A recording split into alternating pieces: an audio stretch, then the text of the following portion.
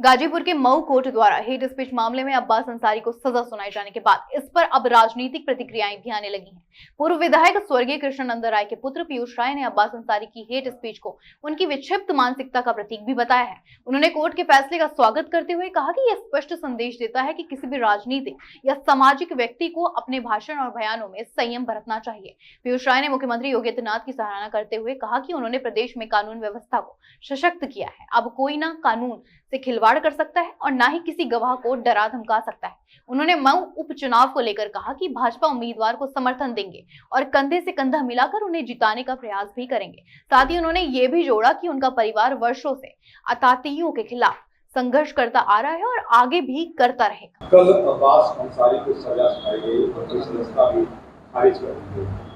क्या कहते हैं इसमें? देखिए, सबसे पहले तो यह बात किसी भी सामाजिक और राजनीतिक व्यक्ति को समझना होगा कि जब हम समाज के बीच उतर के अपने समाज के प्रति अपनी जिम्मेदारियां जब पूरी करते हैं तो कम से कम हम अपने भाषाओं को मर्यादाओं को स्थापित करना होगा। कहीं ना कहीं 2022 का चुनाव का उनका जो हेट स्पीच का बयान रहा, कहीं ना कहीं कार्यपालिका को और न्यायपालिका को जो उन्होंने उस समय चुनौती दी थी, उस समय सरकार के प्रशासन को जो उन्होंने चुनौती दी थी, तो कहीं ना कहीं उनकी विक्षिप्त मानसिकता को भी दर्शाता है। और मुझे लगता है कि एमपी एमएलए कोर्ट मऊ ने इसका सही तरीके से संज्ञान लिया और मैं उनके द्वारा जो फैसला यहाँ दिया गया है ये बताता है कि जो भी राजनीतिक और सामाजिक व्यक्ति हैं उनको अपने भाषण का और अपने वक्तव्य पर ध्यान देना चाहिए।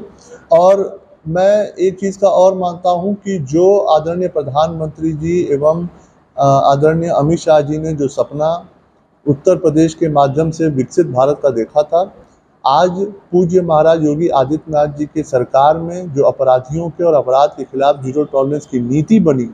उसी का नतीजा है कि आज न्यायपालिका ने मुखर होकर ऐसे अपराधियों के खिलाफ सख्त से सख्त निर्देश देने का कार्य कर रही है।